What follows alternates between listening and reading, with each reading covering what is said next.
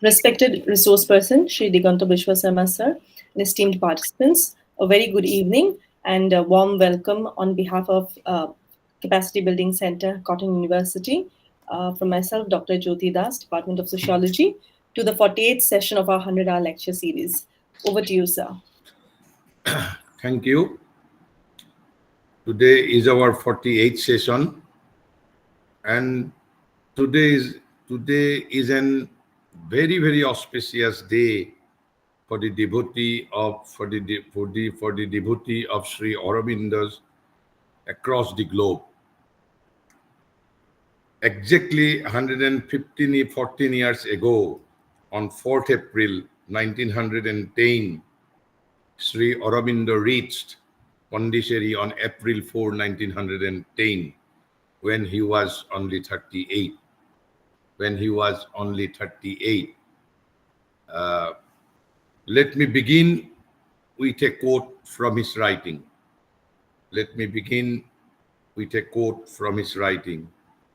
He says, let me quote, "Pondicherry is my place of retreat, my cave of tapasya, not of the ascetic kind, but of a brand of my own invention. I must finish that. I must be internally armed and equipped for my work before I leave it." Yet before I leave it বুলি কিয় কোৱা হৈছিল, তাৰ এটা পটভূমি আছে। মহাৰিষি যেতিয়া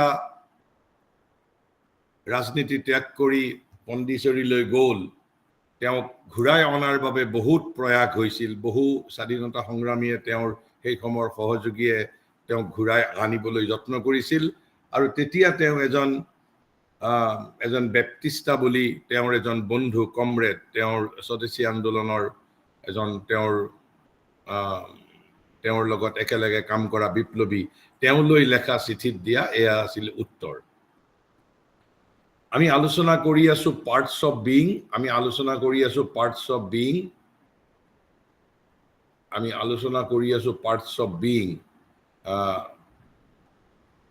parts of বিইঙত আমি 11টা বস্তু, এটা হ'ল ভাৰ্টিকেল চিষ্টেমত 11টা বস্তু, আৰু কনচেন্ট্ৰিক চিষ্টেমত আমি 10টা, অৰ্থাৎ প্লেনছ আৰু পাৰ্ট আমি 10টা। ইতিমধ্যে আমি সেই গোটেইবিলাকৰ বিষয়ে আমি আলোচনা কৰিছো অলপকৈ। এতিয়া আমি চিষ্টেমেটিকেলি কৰি আছো। দুই এজন নতুনকে সোমাইছে, সেইবাবে আমি অলপ পুনৰুক্তি কৰি দিছো। যিটো আমাৰ ভাৰ্টিকেল চিষ্টেমত টোটেল 11বিধ বস্তু, আৰু কনচেন্ট্ৰিক আমাৰ যিটো চিষ্টেম, আমাৰ ইণ্টাৰনেল যিটো আমাৰ অৰ্গেনাইজেশ্যন, 3টা বস্তু কমন, দুটাৰ মাজতে 3টা বস্তু কমন। অৰ্থাৎ ভাৰ্টিকেল চিষ্টেমত প্ৰথম কৈছে সচ্চিদানন্দৰ পিছত শ্ৰী অৰবিন্দই কৈছে ছুপাৰ মাইণ্ডৰ পিছত অভাৰ মাইণ্ডৰ পিছত কৈছে ইনটিউটিভ মাইণ্ড, তাৰ পিছত কৈছে ইলুমাইন মাইণ্ড, তাৰ পিছত হায়াৰ মাইণ্ড, তাৰ পিছত মাইণ্ড, তাৰ পিছত ভাইটেল মানে যিটোক আমি প্ৰাণ বুলি কওঁ, তাৰ পিছত হ'ল ফিজিকেল, যিটো আমি শৰীৰ বুলি কওঁ, ফিজিকেল, যিটো আমি শৰীৰ বুলি কওঁ, আৰু তাৰ পিছত কৈছে ছাবকনচাইন বুলি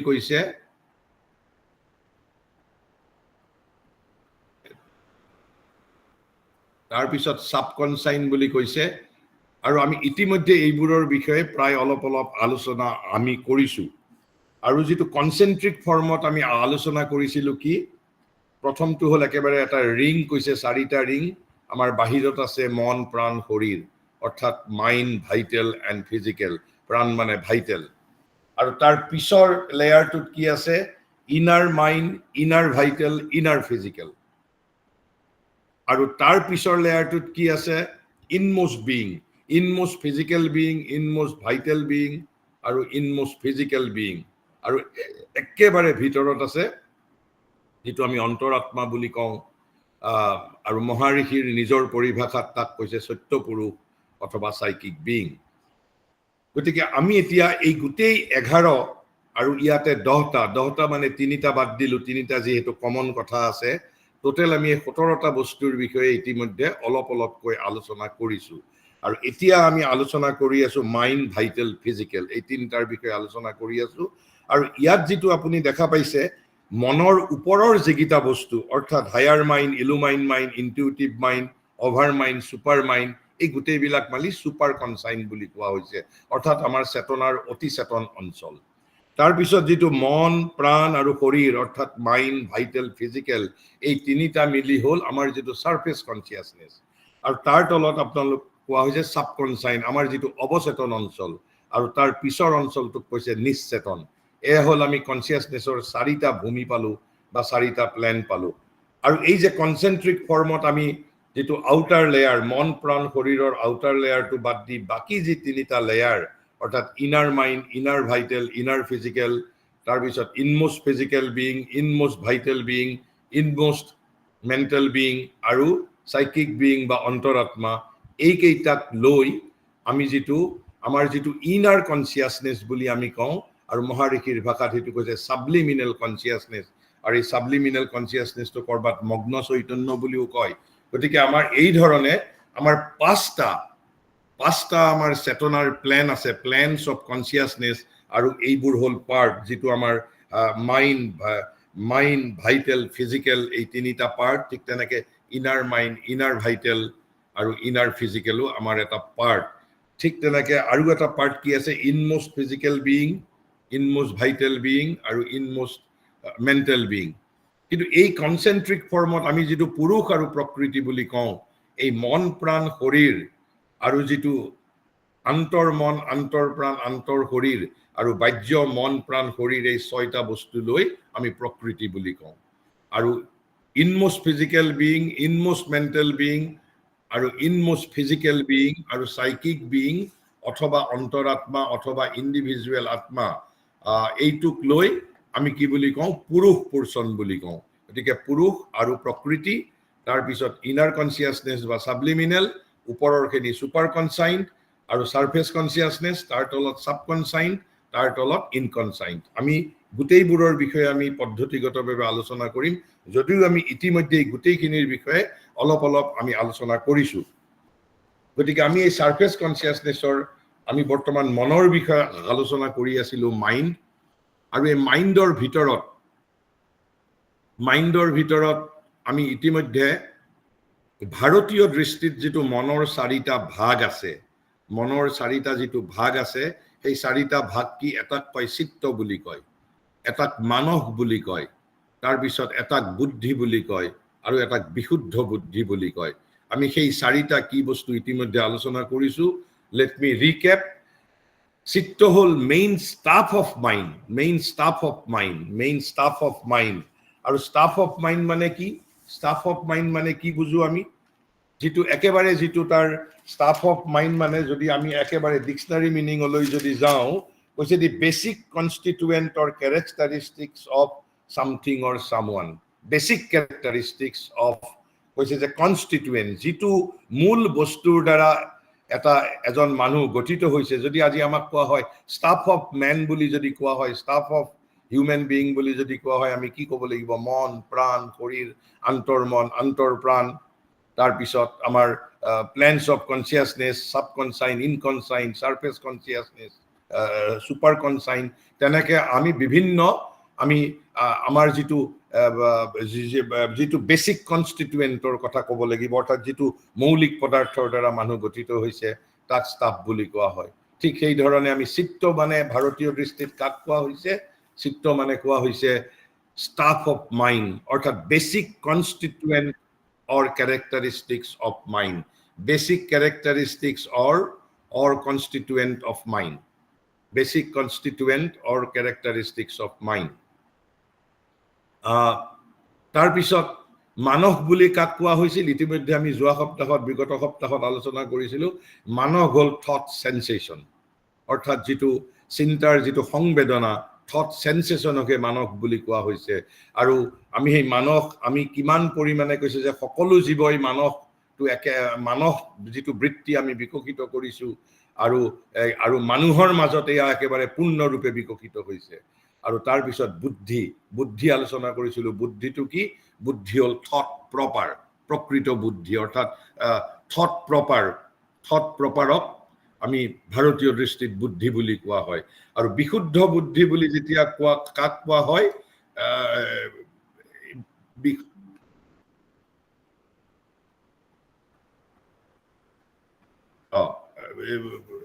বিশুদ্ধ বুদ্ধি বুলি পেলাই কাক কোৱা হয় বিশুদ্ধ বুদ্ধি বুলি কোৱা হয় যেটো পিউৰিফাইড থট প্ৰপাৰ ঠিক আমি এইখিনি আলোচনা কৰিছিলোঁ আৰু এই বুদ্ধি কিমান মানুহে বিকশিত কৰিছে কিমানে কৰিব পৰা নাই ইতিমধ্যে আমি সেইখিনি কথা আলোচনা কৰিছিলোঁ আজি আমি আলোচনা কৰিম এই একেখিনি বস্তুৱে আলোচনা কৰিম কিন্তু মহাৰিষিয়ে এই টাৰ্মিনোলজি বিলাক ব্যৱহাৰ কৰা নাই যদিও সময়ে সময়ে সেই প্ৰসংগ উল্লেখ কৰিছে আৰু তেওঁ আধুনিক যুগৰ বাবে এইবোৰৰ লগত তেওঁৰ টাৰ্মিনোলজিৰ ক'ত মিল আছে সেই বিষয়ে আমি এতিয়া অলপ আজি আলোচনা কৰিম আৰু তেওঁ কৈছে যে I don't use this terms কৈছে মানস বুদ্ধি তেওঁৰ যিটো জগত তেওঁ কাৰণ তেওঁ এটা universally accepted for the whole humanity তেওঁ যেহেতু কাম কৰিবলৈ গৈছিল পৃথিৱীৰ সকলো মানুহে বুজি পোৱা এটা তেওঁ শব্দাৱলী কিছু সৃষ্টি কৰিছিল গতিকে কৈছে যে I don't use this terms myself as এ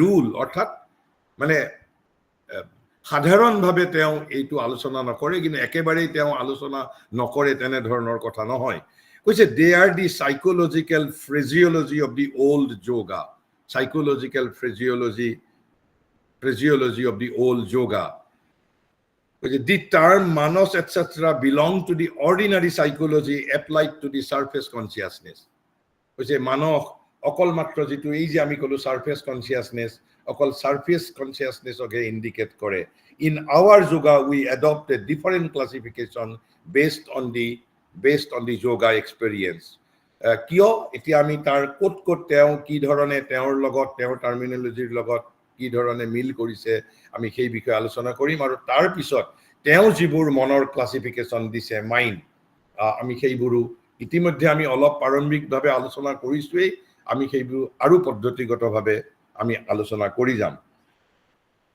যে মানস ইজ দি সেন্স মাইন্ড তেওঁ মানসক গতিকে যেটো আধুনিক ভাৱত যদি আমি এতিয়া মানস বুলি ক'লে ভাৰতীয় পৰিভাষাত ঠিক মানস বুলি ক'লে আমি কোনটো বস্তু বুজিম গতিকে তেওঁ একেবাৰে স্পেসিফিকলি কৈ দিছে যে মানস ইজ দি সেন্স মাইন্ড অৰ্থাৎ যেটো কগনিটিভ আৰু ইন্টেলিজেন্স আমি বোধ আৰু আমাৰ বুদ্ধি যেটো আমি আমাৰ ইন্দ্ৰিয়ৰ দ্বাৰা আমি যেটো জানিব পাৰো সেইটোই মানস বুলি কোৱা হৈছে it is not thought proper is the buddhi thought proper is the buddhi tar pisot কৈছে যে that which perceives physical objects অর্থাৎ মানসে কি করে that which perceives physical object and happenings আমি বিগত সপ্তাহত আলোচনা কৰোতে অকল মানস আমি thought sensation মানস সকলো পশুৱেই বিকশিত কৰিছে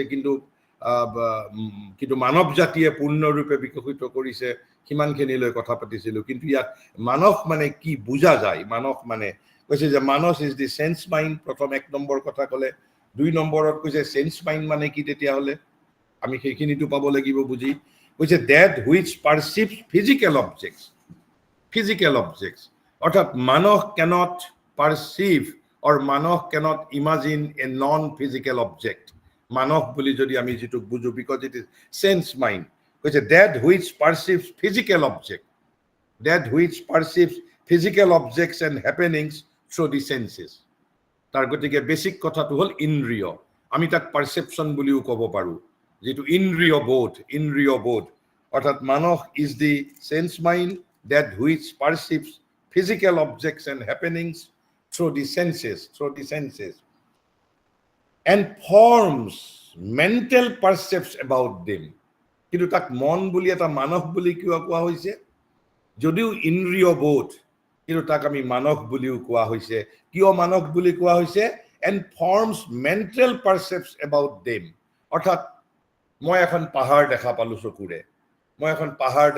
চকুৰে মই এটা শব্দ শুনিছো কানেৰে অৰ্থাৎ এটা objects and happenings through my senses কিন্তু immediately মই তাক কি কৰিম এটা মানসিক ৰূপ এটা তাৰ তৈয়াৰ কৰিম মানসিক ৰূপ এটা তৈয়াৰ কৰিম and which is called manos এইভাবে and কৈছে and forms mental percepts about them and mental reactions to them মই পাহাৰ এখন দেখা পালো নদী এখন দেখা পালো গান এটা শুনিলো কানেৰে এটা ভাল গন্ধ মই পালো পোৱাৰ লগে লগে মই তাক এটা মানসিক ৰূপ দিম আৰু মানসিক ৰূপ দিম আৰু কি দিম এটা আমি এটা মানসিক প্ৰতিক্ৰিয়াও আমাৰ তাতে থাকিব এই গুটেই বিলাককে সেন্স মাইন্ড বুলি কোৱা হৈছে অৰ্থাৎ মানস বুলি কোৱা হৈছে অৰ্থাৎ first hall পাৰসিভিং objects physical objects and happenings through senses second stage hol forming mental perception about them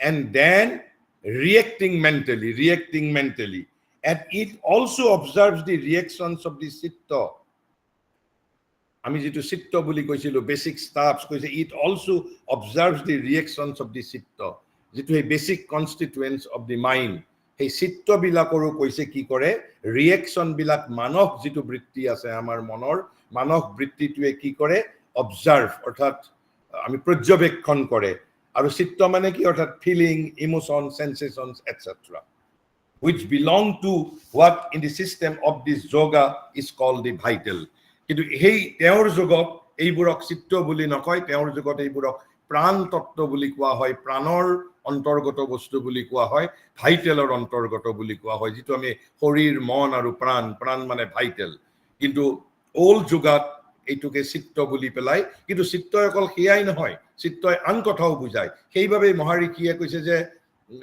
ভাৰতীয় এইবোৰ প্ৰতিশব্দই বহুবোৰ বস্তুক বুজাইছিলে গতিকে শ্ৰী অৰবিন্দ সেইবোৰক যেহেতু একেবাৰে ভাগ কৰি বুজাবৰ কাৰণে এই শব্দ এই চাৰিটা ভাগৰ পৰিৱৰ্তে তেওঁ আৰু বহুত ক্লাসিফিকেশন তেওঁ ইউজ কৰিছে তেনেহলে এইখিনি হল মানসৰ লগত তেওঁ সেন্স মাইন্ড বুলি কৈছে যদি আমি একেবাৰে আধুনিক ভাবে আমি যদি কথাটো বুজিবলৈ যত্ন কৰো আৰু সেন্স মাইন্ডৰ কি আমি ইতিমধ্যে আমি যিকিটা প্ৰক্ৰিয়া গীতাৰ বিষয়েও আমি জানিব পাৰিলো তাৰ পিছত বুদ্ধি কৈছে বুদ্ধি ইজ দি থিংকিং মাইন্ড অৰ্থাৎ মহাৰিষিৰ ক্লাসিফিকেশনত বুদ্ধিক মহাৰিষিয়ে বুদ্ধি বুলি তেওঁ ক্লাসিফাই কৰা নাই তেওঁ থিংকিং মাইন্ড বুলি কৈছে বুদ্ধি মানে thinking mind which stands above and behind all these things গতিকে বুদ্ধি ক'ত থাকে অৰ্থাৎ মানস চিত্ত এইবোৰৰ ওপৰত থাকে নহলে অন্তৰালত থাকে বুদ্ধি কৈছে যে বুদ্ধি is the thinking mind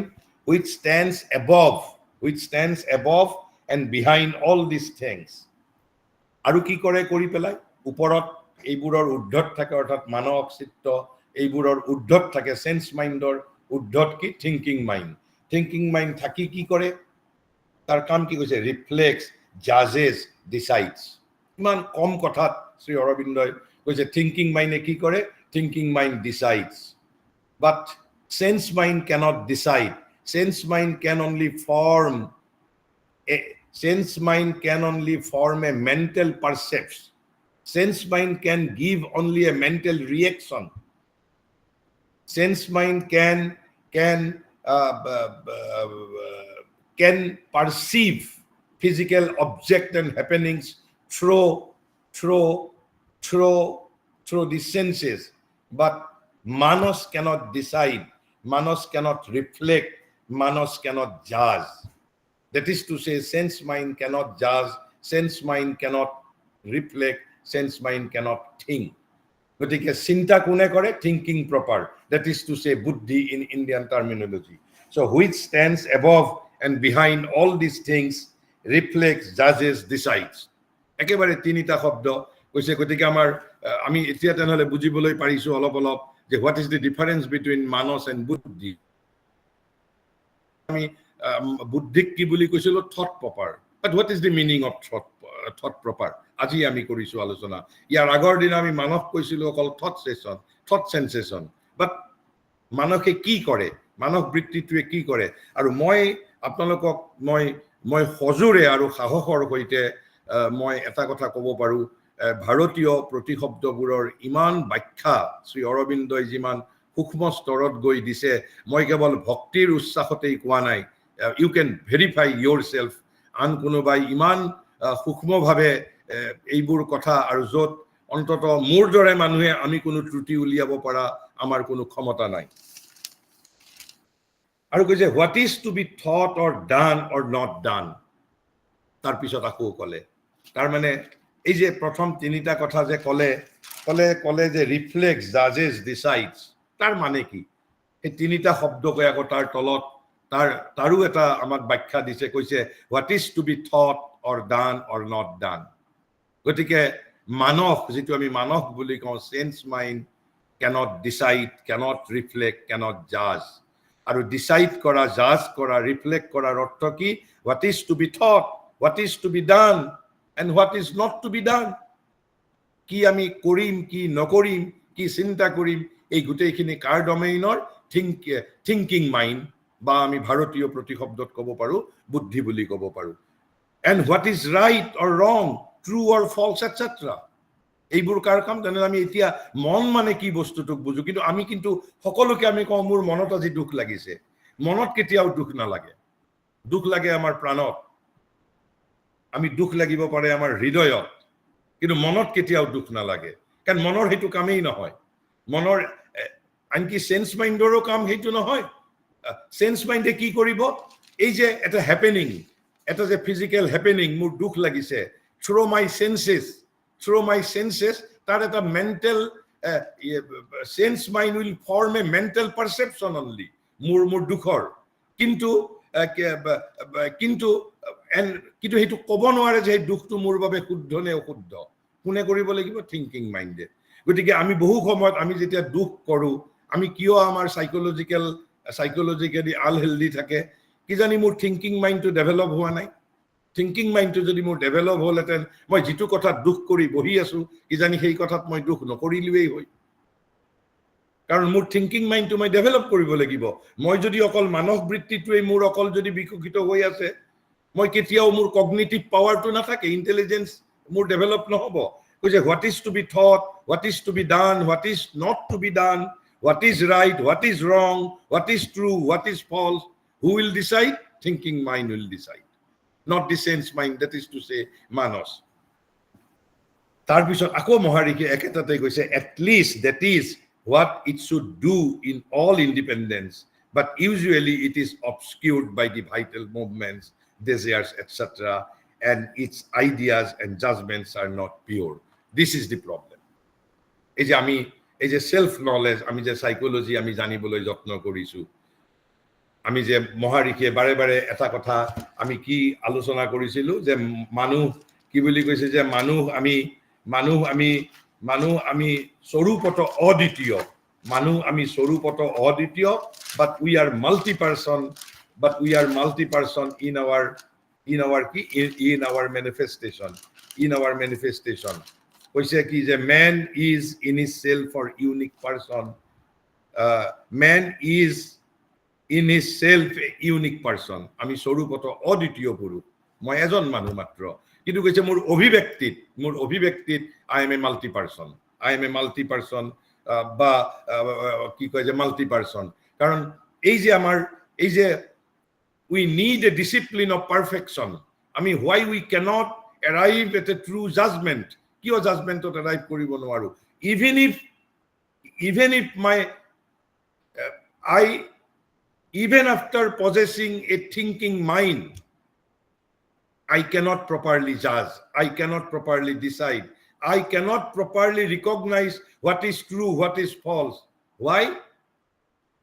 এই যে প্ৰাণ নামৰ যিটো তত্ত্ব সেই প্ৰাণ নামৰ তত্ত্বটো মনৰ লগত জড়িত হৈ আছে কৈছে at least that is what it should do in all independence গতিকে ওপৰত এই যে wrong, true, false যদি মন যদি স্বতন্ত্ৰ হৈ থাকিলেতেন এটলিষ্ট সি তাৰ কাম আছিল এইবোৰ অৰ্থাৎ থিংকিং মাইন্ডৰ বুদ্ধিৰ কাম আছিল এইবোৰ এটলিষ্ট অন্তত কিন্তু কৈছে বাট ইউজুৱেলি ইট ইজ অবস্কিউৰ্ড মানে একেবাৰে তমখাছন্ন বা হি আসন্ন হৈ থাকে অবস্কিউৰ্ড হৈ থাকে অস্পষ্ট হৈ থাকে মিক্সড হৈ থাকে কাৰ দ্বাৰা বাই দি ভাইটেল মুভমেন্ট মানে প্ৰাণৰ যিটো গতিবিধি প্ৰাণৰ গতিবিধিৰ দ্বাৰা আমাৰ যিটো বুদ্ধি নামৰ তত্ত্ব ইভেন আফটাৰ ডেভেলপমেন্ট যাৰটো বিকশিত হোৱা নাই তেওঁৰ ক্ষেত্ৰত পৃথক কথা যদি আমাৰ বিকশিতও হৈছে বিকশিত হোৱাৰ পিছতো আমি বহু সময়ত দুখ নকৰিব লগা কথাটো দুখ কৰো যত আনন্দ কৰিব লাগে তাতে দুখ কৰো কাৰণ কিয় এই যে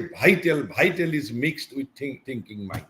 আৰু ভাইটেল মানে কি আমি ইতিমধ্যে কৈছো, ভাইটেল বেসিক্যালি দুটা বস্তুৰ it is composed of two elements. One is life energy, যেটো আমি প্ৰাণ শক্তি বুলি কৈছো, যেটোৰ দ্বাৰা আমি জীয়াই থাকো, আৰু আনটো তত্ত্ব হ'ল আৱাৰ ডিজায়াৰ্স, গ্ৰেট ডিজায়াৰ্স, বাসনা, কামনা। কৈছে and its ideas and judgments are not pure. সেই কাৰণেই যেটো বুদ্ধি অৰ্থাৎ থট প্ৰপাৰ, এই থট প্ৰপাৰৰ পৰা যেতিয়া আমি কবিতা লিখো, গান লিখো, আমি সাহিত্য কৰো, my ideas are because of that not pure, because of that my judgments are not pure, because my thought proper, my thinking mind is obscured by vital movements. And what is the vital movements? My consciously or unconsciously, I am being constantly influenced by the pressure of my own desire. আৰু সেইভাবে গীতাই একেবাৰে সমগ্ৰ গীতাত, আৰু অকল গীতাৰেই সেইটো মৌলিক তত্ত্ব নহয়, কাৰণ Gita is the synthesis of all Upanishadic thoughts.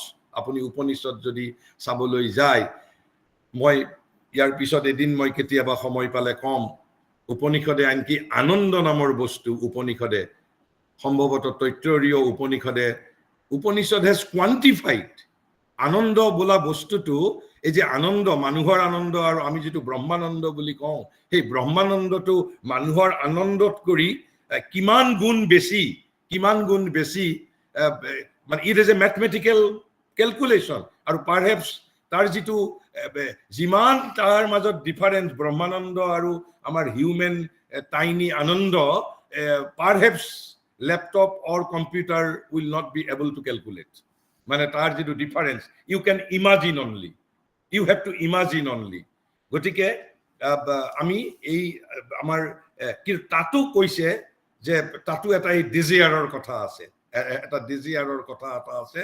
কৈছে যে মানে কৈছে যে আনকি ব্ৰহ্মানন্দও, যিজন মানে ব্ৰহ্মই যেটো আনন্দ লাভ কৰে, এজন মানুহ যদি মৃত্যুত থাকিও ডিজায়াৰলেস যদি হ'ব পাৰে, he will enjoy or he will feel that bliss. It is the power of desireless state of consciousness. কিন্তু আমাৰ বহুতৰ ভাবিব পাৰো যে যদি desire না থাকে, my very purpose of my life will be frustrated. No, there is something greater things than that of desire. Yearning is 100 times greater than desire. And then after yearning, aspiration is even higher than yearning. So এই যে রূপকোড়ে যে কইছে রূপান্তর হে জগৎ দুনিয়া করে, যেতিয়া when my desires will be transformed into yearning and yearning into aspiration, then I shall be able to make my world beautiful. And making world beautiful is the meaning of making my country beautiful. আৰু মোৰ দেশখনক beautiful কৰাৰ অৰ্থ, মোৰ ৰাজ্যখনক beautiful কৰাৰ অৰ্থ, আৰু ৰাজ্যখনক বিউটিফুল কৰাৰ অৰ্থ মোৰ জীৱনটোক ধুনীয়া কৰাৰ অৰ্থ।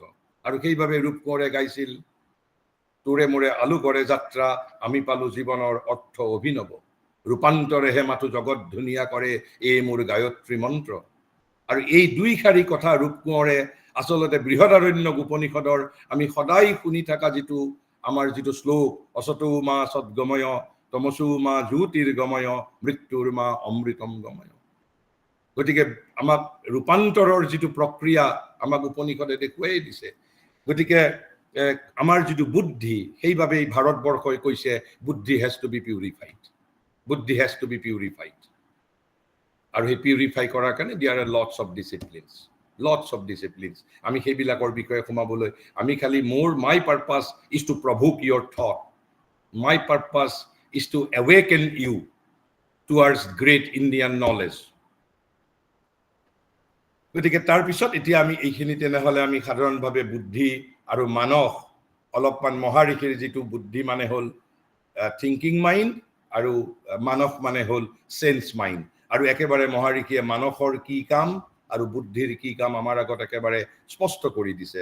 মানে এতিয়া আমি ক'বলৈ গ'লে ক্লাছ 8ৰ ছাত্ৰ এজনেও নিয়ম মতে বুজি পোৱাটো উচিত যদি তাৰ সাধাৰণভাৱে যদি বুদ্ধিবৃত্তি আৰু তাৰ যদি এস্পিৰেশ্যন যদি আছে, যদি মনোযোগিতা আছে, যদি ইচ্ছা যদি আছে, তাৰপিছত ইয়াতে আমি যদিও এইটো আমি পিছত পৰৱৰ্তী সময়ত আৰু আলোচনা কৰিম, ইয়াত আমি প্ৰসংগক্ৰমে উইথ ৰেফাৰেন্স টু বুদ্ধি এণ্ড মানস আমি অলপ ফিজিকেল মাইণ্ডৰ কথা পাতিম। And physical mind is the term used by Sri Aurobindo yogic process. So the physical mind is that part of the mind. আমি ইতিমধ্যে উল্লেখ কৰিছো physical mindৰ কথা, but we did not define or we did not explain. আমি এতিয়া আজি অলপ আলোচনা কৰিম, কিন্তু যেতিয়া আমি আকৌ একেলগে মহাৰিষিৰ মনৰ যিবোৰ ভাগ, যিবোৰ শব্দ ব্যৱহাৰ কৰিছে, কিন্তু তাৰ আগতে আমি মানস, বুদ্ধি, চিত্ত এইবোৰৰ বিষয়ে জানি লৈছো, তাৰেই আমি খালি তাৰ ৰিষ্টেটমেণ্ট পাম in a different way. The physical mind is that part of the mind which is concerned with the physical things only.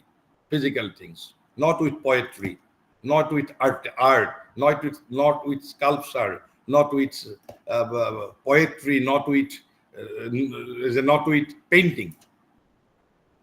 Gotike physical mind is associated with physical things. Jetia muk ghor eta lagibo, it is not the expression of my thinking mind. It is the expression of my physical mind. Or a physical mind, যদি আমি কওঁ, এই মানসৰো এটা অলপমান আমি এই ভাৰতীয় প্ৰতিশব্দত মানসেও অলপ বুজায়, অলপ চিত্তয়ো বুজায়, অলপ প্ৰাণেও বুজায়। সেইভাবে মহাৰিষে যিটো প্ৰথম কৈছে যে in our yoga we adopt a different classification based on the yoga experience. গতিকে যিমান পাৰে এটা ক্লাসিফিকেশন কৰিবলৈ যত্ন কৰিছে। Which the physical mind is that part of the mind which is concerned with the physical things only. Moi bhabu we need no further explanation. Physical things, not with poetry. Moi khali metaphorically eta parthekyo bujai dibole jotno korisu. And it depends on the sense mind. Again, what is the relation with sense mind mane? Ami sense mind mane itimodhye manos boli koisu. So physical mind depends on manos. Physical mind, গতিকে অকল আমি মানস শব্দটো কলেই মানসৰ লগত physical মাইণ্ডৰ relation আছে, কিন্তু এটা another ক্লাসিফিকেশনৰ প্ৰয়োজন আছে। সেইভাবে আমি সম্পৰ্কবিলাক আলোচনা কৰিছো। কৈছে যে এই ফিজিক্যাল মাইণ্ড, যেটো physical mind depends on sense mind, আৰু আমি ইতিমধ্যে আলোচনা কৰিছো manas is the sense mind. sees only objects, external actions. গতিকে ফিজিক্যাল মাইণ্ডে কি চাই? অকল অবজেক্ট, বস্তু, অকল অবজেক্ট, বস্তু, external actions. External action draws its ideas from the data given by external things. গতিকে ফিজিক্যাল মাইণ্ডে আমি এখন পাহাৰ বা এজন মানুহ, আমি মানুহ যদি আজি যাৰ অকল ফিজিক্যাল মাইণ্ডটো ডেভেলপ হৈছে, যাৰ ইনটিউটিভ মাইণ্ড ডেভেলপ হোৱা নাই, যাৰ ইলুমাইন মাইণ্ড ডেভেলপ হোৱা নাই, যাৰ হায়াৰ মাইণ্ড ডেভেলপ হোৱা নাই, যাৰ থট প্ৰপাৰ ডেভেলপ হোৱা নাই, তেওঁ যদি এজন মানুহক দেখা পাই মানুহজনৰ বিষয়ে যদি বৰ্ণনা তেওঁক যদি সোধা যায়, তেওঁ ক'ব যে মানুহজনৰ দুটা চকু, দুখন কাণ, দুখন হাত, এখন হাতত 5টাকৈ আঙুলি আছে, ইত্যাদি ইত্যাদি। অৰ্থাৎ draws its ideas from the data given by external things. আৰু কৈছে sees only objects, external actions. কিন্তু যদি যাৰ এজন যদি কবি এজনক যদি এজন মানুহ দেখাই পেলাই যদি দিয়া যায়, আৰু কবিতকৈ ওপৰত যদি এজন ঋষিক যদি ঋষিৰ সন্মুখত যদি মোক যদি সন্মুখত যদি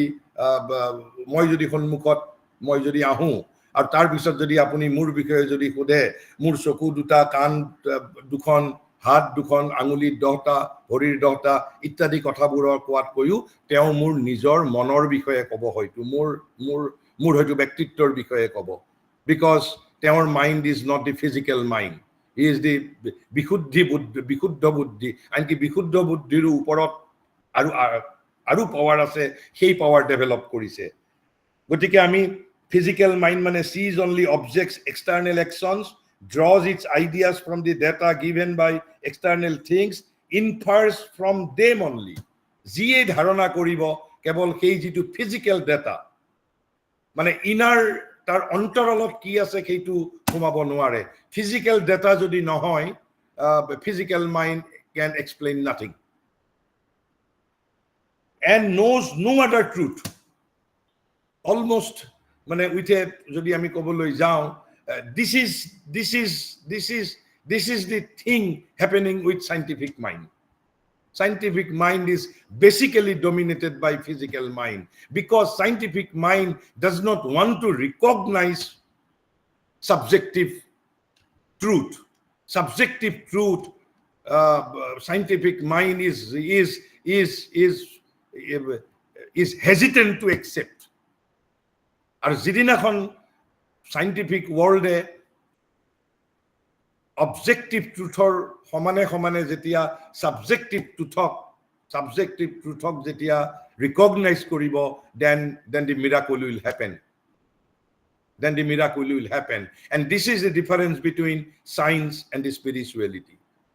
Science is a science of matter, physical consciousness, and spirituality is basically a science of consciousness, a subjective science.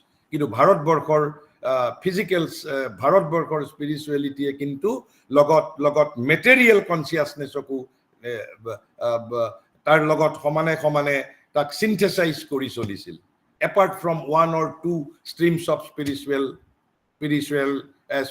ideology, basically the Mayabado. Jodi ami Mayabado Shankaror Mayabadok jodi exclude koru, tanhole whole Upanishadic idea, whole Vedic vision is a synthesis of matter and spirit. Aru Maharishir kamei heitu. Maharishi সেইভাবে কৈছে যে he is তেওঁৰ যেটো পণ্ডিচেৰী তপস্যা not of a ascetic kind বুলি কৈছে, কাৰণ তেওঁৰ কামটোৱে আছিল যে to synthesize between spirit and the matter, because both are the manifestation of the divine. Matter is truth as well as spirit is truth. Matter is not illusion. Matter is truth, and it is the manifestation of the divine. So the physical mind can deal only with outward things. Moi mor mak bhal pau ne na pau, scientific mind cannot decide appropriately. It can have an idea. So the physical mind can deal only with outward things. One has to think and decide in other things with the mind itself, orthat buddhi. Jodi tenhole beleg jodi ami কথা যদি আলোচনা কৰিবলৈ খুজো, physical mind is insufficient. It will be inadequate. Physical mind. I have to develop buddhi. I have to develop thought proper. Which one has to think and decide in other things with the mind itself. Mind itself, that is to say within bracket buddhi, অর্থাৎ বুদ্ধির কথা কৈছে। সেইভাবে আমি এই যে physical mind, sense mind, relation with manos, relation with buddhi, আমি সেইভাবেই এতিয়া এই প্ৰসংগত in that connection আমি physical mindৰ বিষয়ে আমি আলোচনা কৰিছো, যাতে আমি যেটো বুদ্ধি অৰ্থাৎ thinking mind অৰ্থাৎ thought proper বুদ্ধিৰ লগত physical mind অথবা sense mindৰ পাৰ্থক্যটো ক'ত, and not with the physical part of it.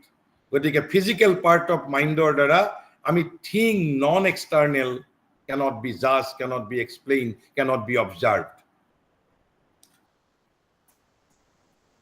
In physical mind, there can be an action of intelligent reasoning and coordination. হয়তো আমাৰ বহুতে আলোচনা কৰিব পাৰি কি তাত physical mindত যে intelligent reasoning নাই নেকি বা coordination নাই নেকি, আছে। আৰু সেই কাৰণেতো আছে কাৰণেতো পাৰিছে, কিন্তু কৈছে what is that? Yet মহাৰিষিয়ে ইমান আপোনাৰ অন্তত whether you will accept or not, it's up to your wisdom. কিন্তু মহাৰিষিয়ে বুজিবৰ সুবিধাৰ বাবে যেটো এফৰ্ট কৰিছে, কৈছে which is a delegation from the buddhi. Physical mind is not the thinking mind. Physical mind is not the thought proper. Physical mind is not the buddhi. But still, there can be action of intelligent reasoning and coordination in physical mind too. Then physical mind de korpura pale, it's not his part, it's just delegation. যেনেকে আমি কাৰোবাৰ পৰা কৰ্তৃত্ব পোৱাৰ পিছত আমি কৰো, মোৰ সেই পাৱাৰটো নিজৰ নহয়, কৈছে which is a delegation from the buddhi and would perhaps not be attributed to the manos by the old psychology. আৰু কৈছে নিশ্চয় তেওঁ কৈছে যে perhaps সম্ভৱত এই যে আমি অৰ্থাৎ আমি এই যে ফিজিক্যাল মাইন্ডৰ কথাখিনি কি কানেকশনত কিয় আলোচনা কৰিছো এতিয়া তাৰ লগত মানস আৰু বুদ্ধিৰ কি কানেকশন কৈছে এই যে ফিজিক্যাল মাইন্ডৰ মাজত ইয়াত কেইবাটাও কথা ক'লে প্ৰথম ক'লে ফিজিক্যাল মাইন্ডৰ দ্বাৰা আমি নন এক্সটাৰ্নেল থিং আমি জাজ এক্সপ্লেইন ডিসাইড কৰিব নোৱাৰো তাৰ বাবে কি লাগিব আমাক মাইন্ড ইটসেলফ বুদ্ধি লাগিব আমাক বুদ্ধি লাগিব আৰু ফিজিক্যাল পাৰ্ট অফ মাইন্ডৰ দ্বাৰা আমি non external non outward thing subjective science cannot be decided cannot be reflected কিন্তু তথাপিতো আমি ফিজিক্যাল মাইন্ডৰ মাজত ইন্টেলিজেন্ট ৰিজনিং দেখা পাওঁ আমি কোঅৰ্ডিনেশন দেখা পাওঁ তেনেহলে মহাৰিষিয়ে কৈছে এই যেটো আমি ফিজিক্যাল মাইন্ডৰ মাজত ইন্টেলিজেন্ট ৰিজনিং আৰু আমি কোঅৰ্ডিনেশন দেখা পাওঁ এইটো কৈছে যে এইটো বুদ্ধিৰ ডেলিগেশন বুলি কৈছে যে which is a delegation from the বুদ্ধি অৰ্থাৎ বুদ্ধি এইটো ডেলিগেট কৰিছে পাৱাৰ ডেলিগেট কৰা বুলি যেনেকৈ কয় যেনেকৈ আমাৰ মন্ত্ৰীসকলে আমাৰ মুখ্যমন্ত্ৰী প্ৰধানমন্ত্ৰীয়ে আমাৰ প্ৰধানমন্ত্ৰী বা কেন্দ্ৰীয় মন্ত্ৰী পৰিষদে আসলতে সকলো ক্ষমতা হল ৰাষ্ট্ৰপতি আমাৰ মন্ত্ৰী বা প্ৰধানমন্ত্ৰীৰ হাতত কোনো ক্ষমতা নাই কিন্তু ৰাষ্ট্ৰপতিয়ে কৈছে ঠিক আছে মোৰ যেখিনি ক্ষমতা তোমালোকে এক্সাৰসাইজ কৰিবা it is what is called delegation ঠিক তেনেধৰণে ৰাজ্যখনৰ ক্ষেত্ৰত সকলো কৰ্তৃত্ব আছে ৰাজ্যপালৰ সৈতে বাট ৰাজ্যপাল ডেলিগেটস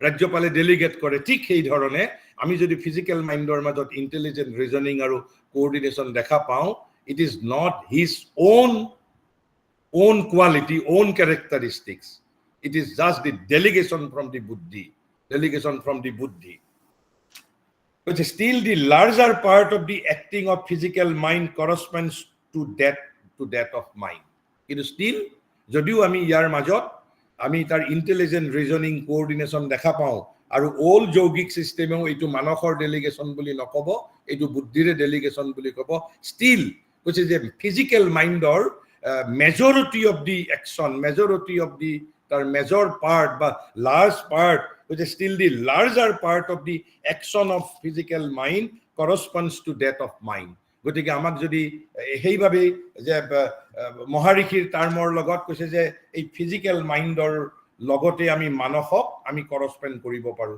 অৰ্থাৎ মিলাব পাৰো ফিজিক্যাল মাইন্ড বা সেন্স মাইন্ড সেই কাৰণে মানস বুলি কৈছে কিন্তু যদিও মানস বুলি কওঁতে দুটা বস্তুৱে মিক্স হৈ আছে সেন্স মাইন্ডো মিক্স হৈ আছে আৰু তাৰ মাজত কি মিক্স হৈ আছে লগতে ফিজিক্যাল মাইন্ডৰো তাৰ মাজত উপাদান জড়িত হৈ আছে সেইভাবে মহাৰিষিয়ে কৈছে কি বুলি কৈছে প্ৰথমতে in our yoga we adopt a different classification based on the yoga experience গতিকে অনুভূতিৰ দ্বাৰা তেওঁলোকে দেখা পাইছে যে সেন্স মাইন্ডৰ কামটো অলপ বেলেগ আকৌ ফিজিক্যাল মাইন্ডৰ কামটো বেলেগ ফিজিক্যাল মাইন্ডত তাত mind element is there which is a delegation from the buddhi though it is not its part in essence কিন্তু তথাপিতো লাৰ্জাৰ যেটো ফিজিক্যাল মাইন্ডৰ লাৰ্জাৰ কৰসপন্ড আমি কাৰ লগত কৰিব পাৰো আমি কাৰ লগত আমি সাদৃশ্য দেখা পাম মানসৰ সৈতে সাদৃশ্য দেখা পাম but it comprises also much of what we would attribute to vital mind and to the nervous being কিন্তু লগত কৈছে কিন্তু আকৌ হেই কৈছে যে এই মানসৰ লগত কিছু পৰিমাণে কৈছে যে এই যে ভাইটাল মাইন্ড বলা আমি পিছত কৰিম আমি এই আলোচনা আৰু আমাৰ যেটো নাৰ্ভাস বিইং আৰু আমি প্ৰথমতে কি কৈছিলো মানস ইজ এ থট সেন্সেশন গতিকে তেনেহলে কি কাৰণত মহাৰিষিয়ে ক্লাসিফিকেশন বেলেগ কৰিব লগা হৈছে কাৰণ মানসৰ লগত সেন্স মাইন্ড জড়িত হৈ আছে ফিজিক্যাল মাইন্ডৰো কিছু কথা জড়িত হৈ আছে ভাইটালৰো কিছু কথা জড়িত হৈ আছে আকৌ নাৰ্ভাস বিইংৰো কিছু কথা জড়িত হৈ আছে আকৌ আমি কিন্তু ফিজিক্যাল মাইন্ডত কিন্তু আকৌ যেটো আমি দেখা পাইছো তাৰ মাজত যেটো ইন্টেলিজেন্ট ৰিজনিং আৰু coordination it is just the delegation from the buddhi গতিকে কৈছে যে still the larger part of the action of physical mind corresponds to that of manas but it comprises also much of what we would attribute to vital mind and to the nervous being vital mind কি আমি যথাসময়ত আমি আলোচনা কৰিম আৰু সেইভাবে মহাৰিষিয়ে লাষ্টত কৈছে যে it is a little difficult it is a little difficult বুলি কৈছে অলপ কিছু পৰিমাণে কঠিন to equate this old nomenclature with that of this yoga অর্থাৎ that of this yoga মানে মহাৰিষিৰ যেটো yoga of transformation yoga of transformation বা যোগা অফ পাৰফেকশ্যন বুলি যিটো কোৱা হয় কৈছে it is a little difficult to equate this old nomenclature হয়তো কোনোবাই তেওঁক প্ৰশ্ন সুধিছিল এইবোৰ উত্তৰ যে কিয় তেওঁ thinking mind vital mind change mind এইবোৰ নানান ধৰণৰ তেওঁ ক্লাছিফিকেশ্যন কৰিব লগা হৈছে বিকজ অফ যোগা এক্সপেৰিয়েঞ্চ কাৰণ মানস তত্ত্বটোৰ নামত বহু তত্ত্ব মিক্স হৈ আছে কৈছে it is a little difficult to equate this old nomenclature with that of this yoga for the former অৰ্থাৎ ফৰ্মাৰ মানে অৰ্থাৎ old nomenclature takes the mixed action of the surface mixed action এই যে মই ক'লো যে তাৰ লগত মিক্সড হৈ আছে কৈছে mixed action of the surface and tries to analyse it গতিকে তাৰ লগত মিক্সড একশ্যন জড়িত হৈ আছে আমি তাক একেবাৰে স্পষ্টভাৱে তাক আমি ক্লাছিফাই কৰিব পাৰিব লাগিব while in this yoga কৈছে while in this yoga what is mixed together on the surface gets separated গতিকে যিবোৰ বস্তু মিক্স হৈ আছে যে in this yoga gets separated তাক ছেপাৰেট কৰা হয় কেনেকৈ ছেপাৰেট কৰা হয় কি কৰা হয় আমাৰ সেইবোৰ ইয়াত আলোচনাৰ আমাৰ ডমেইনৰ বিষয়বস্তু নহয় মই জাষ্ট প্ৰসংগক্ৰমে উল্লেখ কৰিছোঁ কৈছে যে while in this yoga what is mixed together on the surface gets separated and seen in the light of the deeper working behind which is hidden from the surface awareness কৈছে surface এৱেৰনেছৰ পৰা যিটো hidden গোপন হৈ আছে কৈছে in the light of the deeper working in the light of the deeper working গভীৰতৰ তাৰ যিটো গতিবিধি গভীৰতৰ যিটো কাৰ্যাৱলী গভীৰতৰ যিটো action in the light of that deeper action আৰু সেই ডিপাৰ একশ্যনটো which is hidden from the surface awareness এই তাৰ দৃষ্টিতহে বা তাৰ আলোকতহে এই সাৰফেস বিহেভিয়াৰবোৰ যে দৃষ্টিপাত কৰা হয় সেইভাবেই কৈছে যে it is a little difficult বুলি কৈছে বহুত বেছি ডিফিকাল্ট নহয় সেইভাবেই তেওঁ যিমান পাৰে তেওঁ তাৰ সাদৃশ্যবোৰ দেখুৱাইছে it is a little difficult to equate this old nomenclature with that of this yoga কাৰণ কি for the former takes the mixed action of the surface and tries to analyse it with this let me conclude but মই যদি পাৰো যিদিনা মোৰ মনত থাকিব মই এতিয়াৰ পৰা মই দুটা মই অলপমান শেষত আমাৰ ঠিক একেবাৰে ডিৰেক্টলি আমাৰ এই আমাৰ সত্ৰৰ সৈতে জড়িত নহলেও কিন্তু ইনডাইৰেক্টলি অল আৰ ৰিলেটেড মই দুই তিনিটা সৰু সৰু আপোনালোকক উদ্ধৃতি শ্ৰী মা আৰু শ্ৰী অৰবিন্দৰ পৰা ক'বলৈ সদায় প্ৰয়াস কৰিম তাৰ প্ৰথম আজি এটা আমাক সাধাৰণতে আমি যেতিয়া 12 বছৰীয়া ল'ৰা এজনে যদি স্পিৰিচুৱেলিটি যদি প্ৰেক্টিছ কৰে আমাৰ অন্তত আধুনিক মনস্ক বিজ্ঞান মনস্ক যুক্তিবাদী প্ৰগতিশীল আমাৰ পিতৃ মাতৃ স্তম্ভিত হ'ব বোলে তোৰ এতিয়াও বয়স হোৱা নাই যে তই কেতিয়া আধ্যাত্মিকতা কৰিবি 90 বছৰ বয়সত 80 বছৰ বয়সত যেতিয়া তোৰ আৰু এই পৃথিৱীখনৰ বাবে কোনো কামত নালাগিব কিন্তু গোটেই কৈছে যে ভাৰতৰ স্পিৰিচুৱেল নলেজৰ এই যে ইনাৰ লাইফ লিড কৰিবৰ বাবে কোৱা হয় হোৱাই যদি আপোনালোকে মই কেৱল প্ৰসংগক্ৰমে মই কেৱল মই বেছি ব্যাখ্যা নকৰো মই লাহে লাহে মাতিম তাতেই বুজি পাব যে ভাৰতবৰ্ষত দুটা কনসেপ্ট আছে এটা কয় স্বৰাট আৰু এটা কয় সম্ৰাট why I should become স্বৰাট in order to become Samrat in order to become Samrat, I have to first become Swarat. And what is the meaning of Swarat? The master of yourself, master of oneself. And what is the meaning of Samrat? Master of the whole world.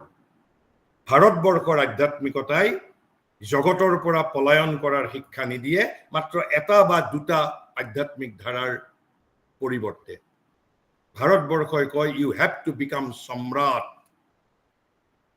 But if you want to become Samrat, first you have to become Swarat. And what is the meaning of Swarat? The master of oneself. In order to be master of the whole world, whole universe rather. কৈছে প্ৰথমতে মই প্ৰথমতে সাৰাজ্য মই প্ৰথমতে সাৰাজ্য I have to possess সাৰাজ্য মানে self discovery self rule সাৰাজ্য if I want to if I want to rule my samrajya. গতিকে স্বৰাজ্য সাম্ৰাজ্য স্বৰাট and সম্ৰাট গতিকে ভাৰতৰ কৈছে যে শ্ৰী অৰবিন্দই কৈছে ভাৰতৰ আধ্যাত্মিক জ্ঞানৰ this is one of the basic element why we need to live an inner life. Just let me quote. কৈছে যে তাতেই স্বৰাট আৰু সম্ৰাটৰ অৰ্থও কৈছে just let me quote. কৈছে those who live most powerfully in themselves. কৈছে those who live most powerfully in themselves can also most largely use the world. You have to live powerfully in yourself if you want to use the world most. Because those who live most powerfully in themselves can also most largely use the world and all its material for the self. But what is the condition? I have to live most powerfully in myself. If I want to use the world and all its material for the self. And it must be added, most successfully help the world and enrich it out of their own being. If you want to help the world, if you want to be a social worker, if you want to be a patriot, if you want to change the whole world, if you want to serve the whole world, if you want to help the world, if you want to enrich the world, then you have to live most powerfully in yourself first. Then only you will be able to use the world and all its material for the self. Tarpisot কৈছে the man who most finds and lives from the inner self can most embrace the universal and become one with it. The Swarat. This is the meaning of Swarat. So what is the first meaning of the Swarat? We said the man who most finds. You have to live inner life and you have to find the inner life. Both conditions. We said the man who most finds and lives from the inner self can most embrace the universal and become one with it. This is the sense of becoming Swarat. But he further explains. Swarat, that is to say independent, self-possessed and self-ruler, master of oneself. Can most be the Samrat. And what is the meaning of Samrat? Possessor and the shaper of the world. Then you can shape the world as per your wish. Shaper of the world in which he lives. Can most to grow one with all in the Atman. Tarpisot Maharike কৈছে, that is the truth this developing existence teaches us, and it is one of the greatest secret বুলি কৈছে. It is one of the greatest secret of the old Indian spiritual knowledge. This is what is called the root of the core of Indian knowledge system. You have to become Swarat, then only you will be able to become Samrat. You have to possess Sarajya, then only you will be able to rule over the Samrajya. And it is this is the truth this developing existence teaches us, and it is one of the greatest secrets of the old Indian spiritual knowledge. So this is about Swarat and Samrat. And next, let me, with one quote from the mother, a very soft quote from the mother, let me conclude. What mother says? What is your idea about beauty? Mother says beauty is a great power. Categorically stated. Beauty is a great power. এইটো অকল আমাৰ এটা characteristics নহয়. মাদাৰে কৈছে beauty is a great power. তাৰপিছত কৈছে artistic taste is pleased. How you can please your artistic taste? Because artistic taste is pleased with beautiful things. Without beautiful things, you cannot please your artistic taste, and is itself beautiful. Because artistic taste is itself beautiful. Then, what is the meaning of artistic sensibility? Sensibility. The artistic sensibility, the meaning of artistic sensibility, a powerful aid to fight ugliness. This is the meaning of artistic sensibility. So artistic sensibility is a powerful aid to fight against whom? To fight against ugliness. আৰু সেইভাবে ৰূপকোঁৱৰে বাৰে কৈছে, ৰূপকোঁৱৰে বাৰে লিখিছিলে যে সুন্দৰেই যে ফুলাৰ মন্ত্ৰ, সেয়েহে ইমান ফুল প্ৰভাতে প্ৰভাতে। মই ঠিক অলপমান মই কি কয় যে মই অলপমান পাহৰিব পাৰো। সেইভাবে ৰূপকোঁৱৰে সমগ্ৰ জীৱনটো কেৱল সুন্দৰৰ সাধনাৰ কথা কৈ গৈছে। তাৰপিছত কৈছে, what is the meaning of artistic work? All work at the service of beauty. Jodi artistic work, if it cannot be placed at the service of beauty, then it is not artistic work. So let me re-quote again. Beauty is a great power. Artistic taste is pleased with beautiful things and is itself beautiful. Artistic sensibility, what is the meaning of artistic sensibility? A powerful aid to fight ugliness. And what is the meaning of artistic work? All work at the service of beauty. With these words, let me conclude.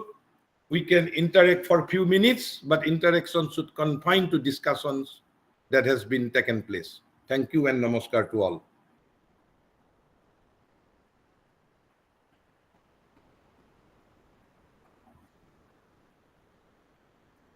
কিবা যদি সুধিব লগা আছে কোনোবাই সুধিব পাৰে। Anything.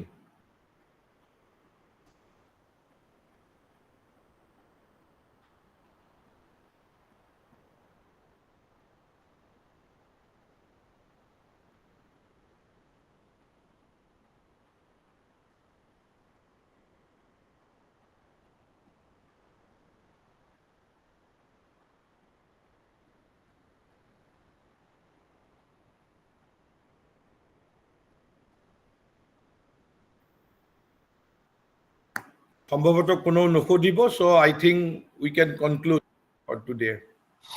Yes, sir.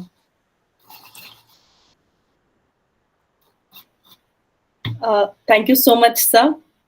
I think it was very important for us to learn about the whole idea of the important balance between objectivity and subjectivity again, and how we become very limited when we kind of, constrain ourselves by specifically objective idea of scientific knowledge. And also, I was also reminded, I think all of us have at some point heard about the criticisms of Western-based intelligence test.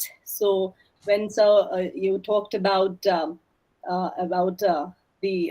importance of the thinking mind, I think that once again reminds all of us of the importance of elevating ourselves, and that also through our journey in this earth itself, not with some otherworldly kind of an orientation. So I think that is something very important we have to learn and carry in ourselves. Thank you so much, sir, once again for your wonderful lecture, and thank you, my esteemed participants. Thank you, our systems manager, Ridul Hajarika. Thank you, everyone. Good night, and we look forward to the next session. Thank you so much. Good night. Yes, thank you and good night to all. Thank you and good night to all. Shubharatri, Dada. Shubharatri. Thank you and good night to all.